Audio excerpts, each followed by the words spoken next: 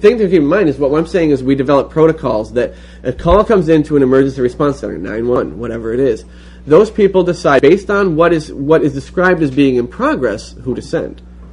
Okay, if a cop comes now, let's say I lie and I say, well, let's say that our society has said, well, for domestic abuse, for actual ongoing, physical abuse that's happening right now, we send a cop directly because we might learn that exactly what you're saying is true. That it requires someone who can show up and use force. Otherwise, what we have are these counselor type folks coming and just trying to intervene in in an abusive situation where they're not working. So with experience, we might learn that no, now we send a cop immediately. Okay. If a cop is brought to a situation where they don't belong, where the person calling described, exaggerated the situation in order to get a cop, the cop isn't allowed to respond and has to actually, or can only respond in the role of that sort of counselor type thing. There's lots of ways that we can patch these things. We're going to, these are a lot of the ways that we poke holes, but I thought of these things by just sort of going, how do we patch this up? So here's one of the visions that I'm more confident about. I've done a lot of thinking about police, and I hope that's kind of contributed to at least the belief that it's not the end of the world if we decide that we still need to make laws and we still need to enforce them. And now we're going to talk about the next two phases of what might happen in that situation. Actually, we have a little bit of time if people want to talk more about the cop thing. I think you do, Jonathan. Is that what I'm starting to get the impression of? Again, it's pointing out, the cases of abuse, the cases of crime, we're totally restructuring society to get rid of a lot of the reasons that people commit crimes. Mainly equality and economic reasons. And our education system is going to be teaching people to think for themselves and independently and stuff like that.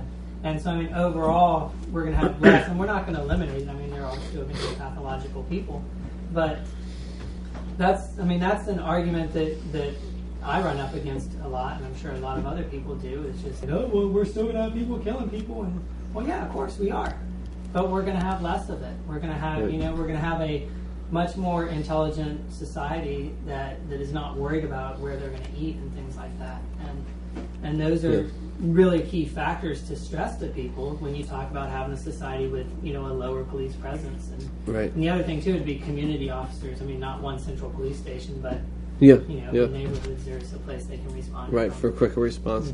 And in another neat thing that I brought up in a couple of the political Vision 1 classes, but not in all of them, is that the other way that we have limited need for any of this type of stuff, for police, courts, etc., is that because it's so difficult to create a law, rather than push for a lot of laws that aren't going to be very popular, even though people are going to recognize that there's some need for some way to deal with these things.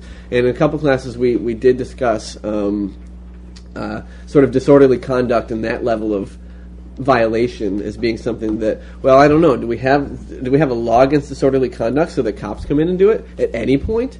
Even when it's not, it's just at the level of just people being loud and maybe shoving or pushing, but not violent. It's just, or disturbing the peace, I think, I kept using different terms for these things, but disturbing the peace is another one. People are just simply being too loud, people being obnoxious, whatever, while others are trying to sleep.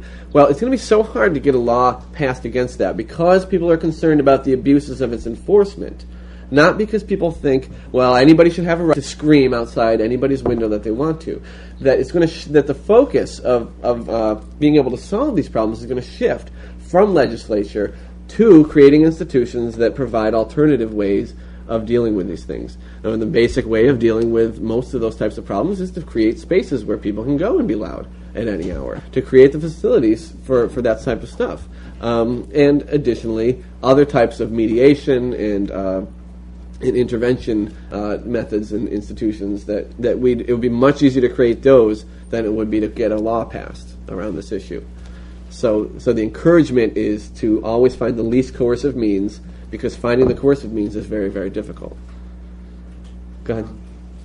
It seems like when we're talking about the army and the intervention and the cops and the weapons and things, like we're not totally in this new society. It's like we still have one foot in today, because how can we not?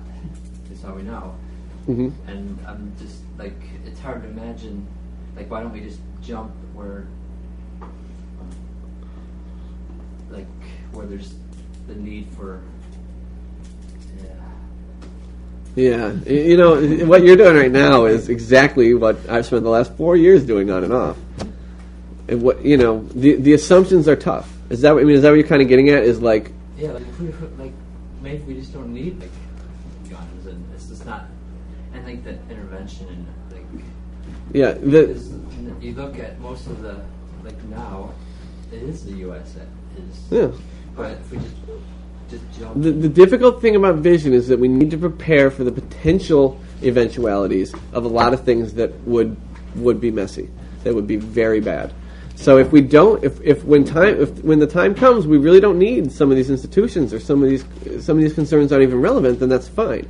But what we're not going to do is go out and argue these things, or even in our own consciences, be able to really reasonably assume that none of these issues are going to come up, and that's why we have to grapple with them. So can we go the other direction, like have the society, instead of like talking about, like why talk about the army and the cops now? Why don't we? It's like we're adjusting into a vision that isn't there yet. Like we haven't. Just for the sake of, I don't know. I think just for the sake of having vision. I don't know. That's exactly what the Bolsheviks did, though. Like, we want to go to here a lot. It's going to be a progress. So therefore, we're going to have a managerial society. We're not going to have the workers run things right at first. It's going to take an eventual evolution to get to that place. But if you start with no classism, no sexism, no racism, you know, whatever. You start with the idea that these are going to be the norms that are going to create our institutions economically and politically, then immediately, you know, if that's what everybody accepts, okay, of course that's a big if, but if that's what everybody accepts, then there's going to be very little need for, especially if your model's so good that everybody else is going to want to follow suit, there's going to be very little need for armies and police. It's going to be it's almost going but to be that doesn't mean it will happen, you know, everybody can agree, and then there's a lot of people out there that they're racist and they don't notice, and then, you know, I talk to them and they go, oh, well, I don't understand you. And then if you argue, well, you're being racist, you're not trying. No, I'm not, I just don't understand you. But we're making an assumption that we're going from what we got now Bruce, to a ideal political participation. Wait. Okay. I was just going to talk about, because I was just thinking about tools, and about how different societies that are much bigger than us manifest different kinds of tools, and like the relationship that they have with their bodies, and through like different kinds of defense, like martial arts, like using a stick, or using a spear, or using a blowgun, just depending on your bioregion and like the needs of those tools at that time, that culture. Mm-hmm. And so, I mean, if we're going to stay with this way of thinking and this way of using our bodies every day, then the gun just completes an idea, like an instantaneous kind of gratification. And so I think that's manifested through this way of thinking that we have with managing society. And then also, I think there's some piece about why we have punishment as it's fulfilling some kind of spectacle. And I mean, that whole line of thinking of yeah. So, Yep, punishment is in 10 minutes. Yeah. We're going to talk a lot about punishment, actually. So so we'll pick up there. Absolutely. All right, so now I do want to move on a little bit. Now we've got our system of legislation, and we've defined that murder is against the law. We've got our system of response in our worst case scenario. We've got these police. They come in and they arrest this person who is accused of murder. Okay. And one thing that's interesting is that when I talk about police, and I didn't do a lot of discussion around investigation, forensics and all sorts of, the science of policing is very interesting. I don't really understand it, and I'm not sure how much detail we can get in here. There would be police who were, again, elected, who would have to be able to conduct some kind of investigation and see if we even have a reason to believe that a particular individual or group or whatever might have committed a crime. Could that be a separate institution, though? It could be a separate institution. It might be to separate the powers. So yeah.